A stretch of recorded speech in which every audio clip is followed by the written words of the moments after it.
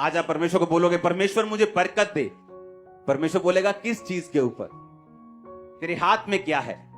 आप इमेजिन करो अलीशा जो परमेश्वर का दास था, उससे बोल सकता था जा फलानी फलानी जगह जा, वहां तुझे पैसा मिल जाएगा, जमीन में देखना खोद के तुझे सोना गड़ा हुआ मिल जाएगा। लेकिन उसने क्या कहा, तेरे हाथ में क्या है। उसने कहा थोड़ा सा तेल है मेरे पास।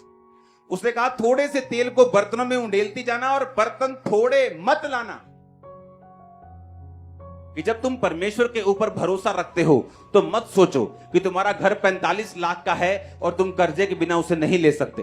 तुम आज पैसा जोड़ना शुरू करो और टाइट देना शुरू करो।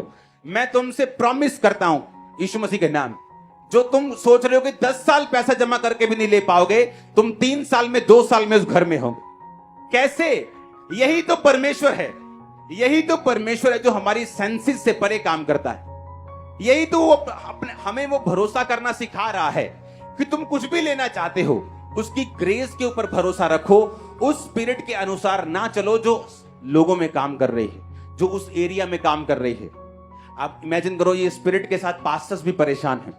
उन्हें कर्जा उठाने की इतनी आदत पड़ चुकी है कि जब एक कर्जा खत्म होने वाला होता है तो दूसरा कर्जा, तीसरा कर्जा। क्यों? क्योंकि कर्जे की एक स्पिरिट है। जिस तरह बीमारी की एक आत्मा है, कर्जे की भी एक आत्मा है। और कर्जे की स्पिरिट ये चाहती है कि आप हमेशा नौकर बन के रहें, ताकि आप वो प्रैक्टिस ना कर सके जो वचन कहता है।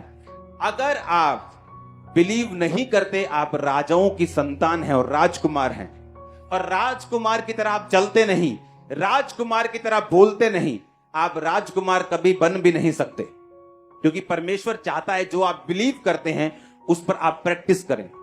अगर आप ये प्रैक्टिस नहीं करते कि आप चंगे हो चुके हैं, आप हेल्थी हैं, आप ब्लेस्ड हैं, यहोवा आपका चरवाहा है, अगर आप ये प्रैक्टिस नहीं करेंगे, बोलेंगे नहीं और चलेंगे नहीं और मानेंगे नहीं, तब तक परमेश्वर आपकी लाइफ में कुछ नहीं कर सकता। हमें ऐसा लगता है क्योंकि हमने आसपास देखा ही ऐसा है। हमने कभी वो फैमिलीज देखी नहीं क्रिश्चियन जो सब चीजें कैश पे या चेक पे जैसे भी लोग लेते हैं, हमने कभी देखा नहीं।